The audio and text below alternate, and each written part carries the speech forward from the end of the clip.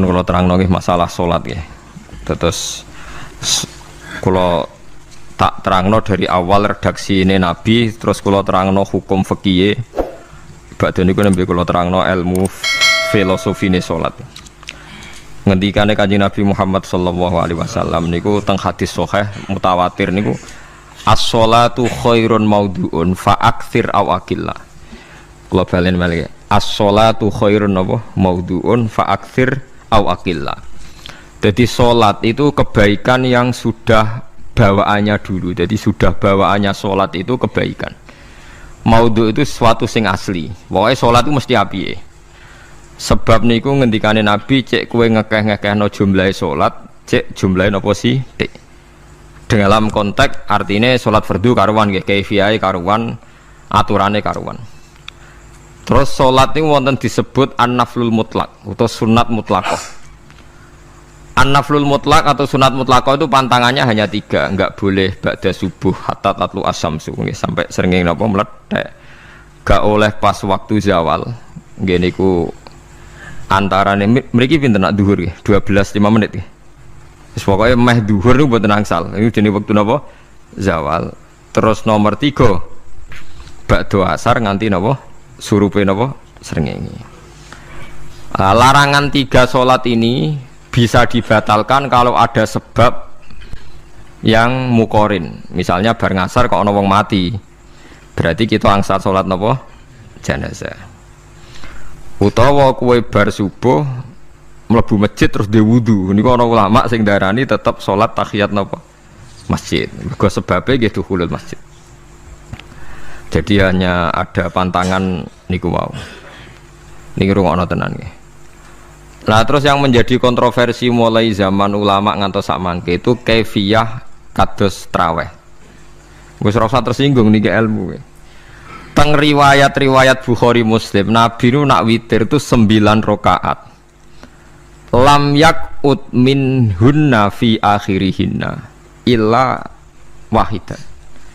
Di Nabi nate sholat witir itu 9 rakaat enggak duduk sama sekali, mau terakhir duduk pas ke-9 terus salam.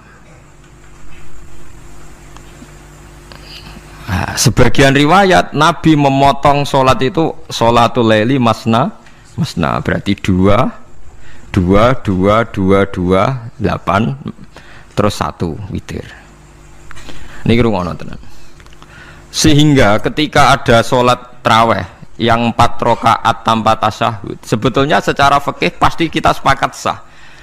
Karena kalau 4 rakaat tanpa tasyahud pertama, kenapa kita katakan sah? Karena Nabi malah pinten songo luwih seru to nggih. Mboten iki karena menjadi kontroversi. Nah, dan tidak satu pun ulama di dunia yang mengatakan tasyahud awal itu wajib. Sampean yakin tasyahud awal wajib napa sunat? Sunat. Artinya khasnya hukum sunat itu gimana? Kalau ditinggalkan tidak batal. Berarti misalnya ono tarawih 4 rakaat berturut-turut, berarti tidak ada masalah karena yang ditinggal artinya tasyahud awal yang kita yakin itu hanya sunat.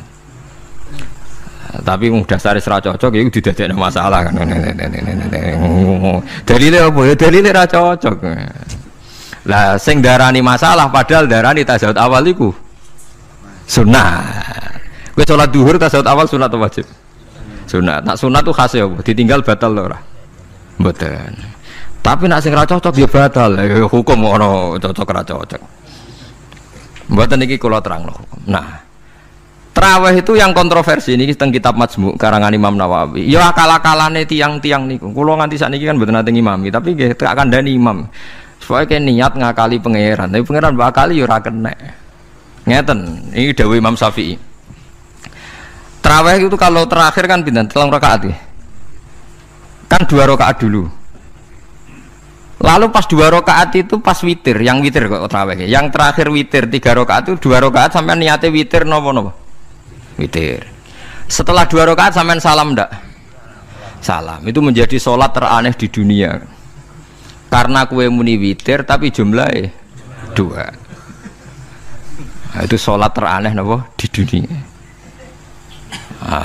Terus sampean muni ngene, mboten Gus maksud kula niku 3 tapi lurus sik. Lah berarti kayak kudu nerangno pangeran, kudu kamu pangeran kayak penjelasan. Gusti ini 2 sementara loh, nanti ada. Karena jika Tuhan tidak kamu kasih penjelasan, akan aneh kan disebut witir, tapi rokaatnya 2. Maka kamu harus niatnya Gusti ini cicilan witir.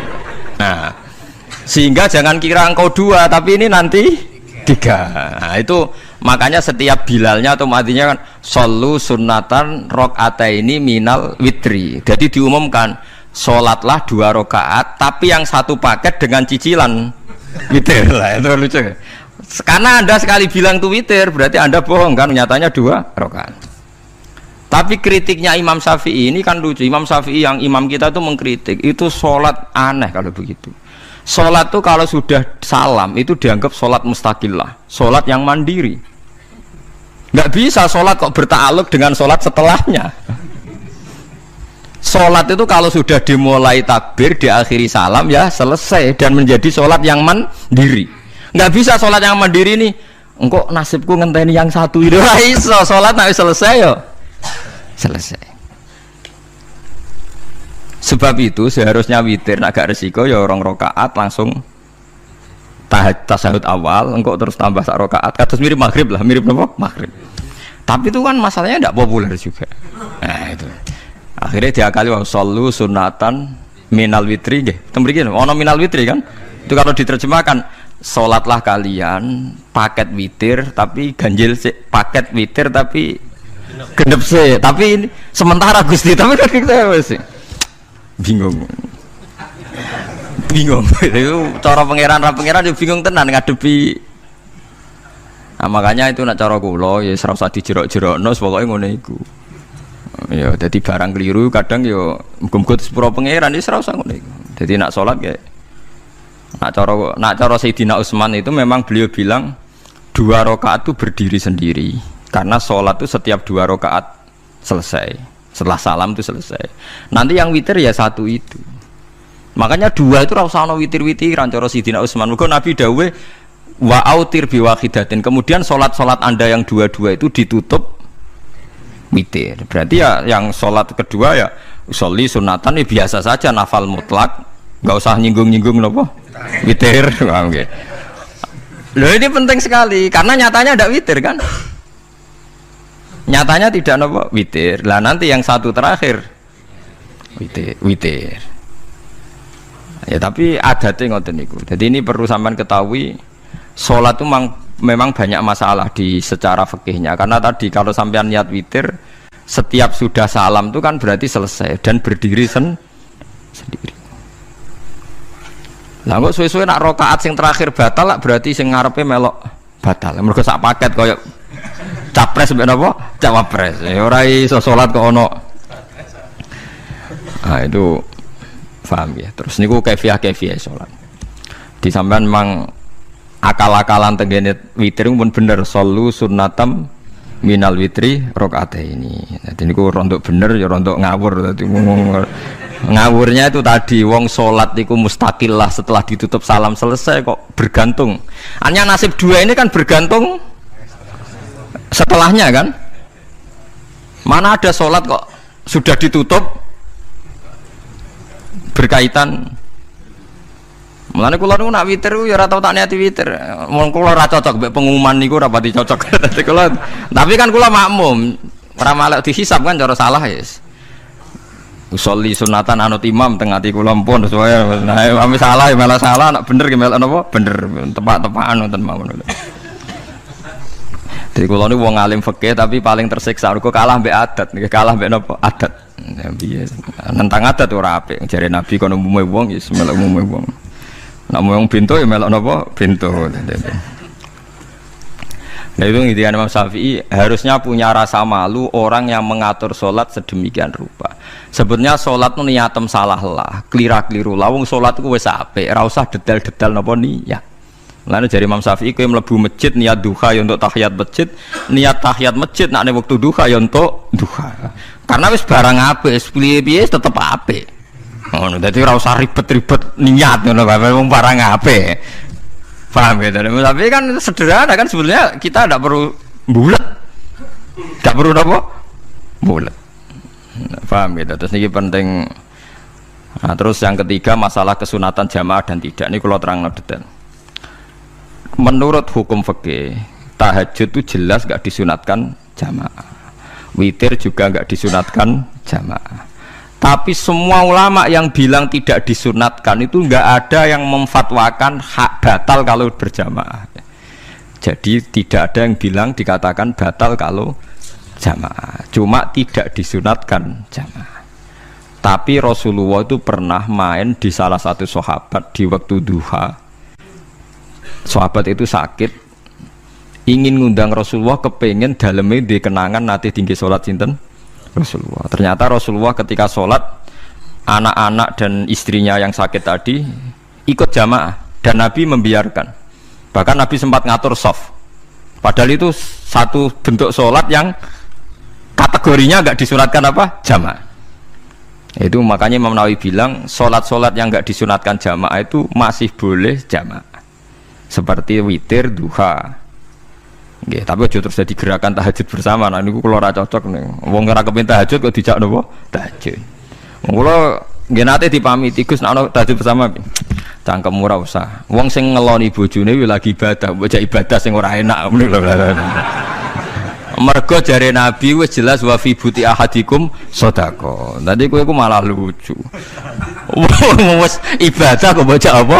Ibadah. Jadi sing ngeloni, lho ngeloni ra kudu ngeloni bojo, ngeloni anak iku ya napa? Ibadah. Takokno ruhen. Nak ngeloni bojo gak di masa depan ngeloni apa? Anak. Ngeloni anak ki napa? Ibadah. Ning omah jaga anak bojo timbang dhewean ki napa? Ibadah.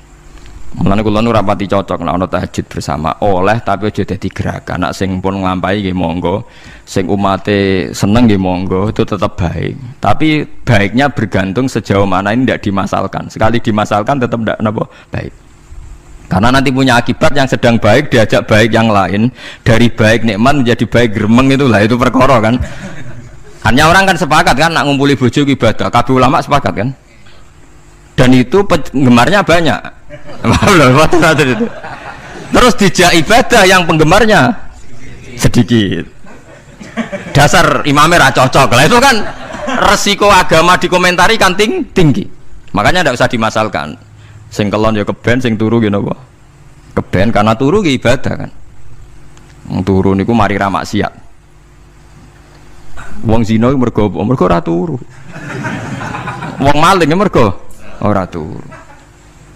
Wong ngrasani wong ya mergo ora turu. Mulane kula nate cerita teng ngaji niki ana ulama wali.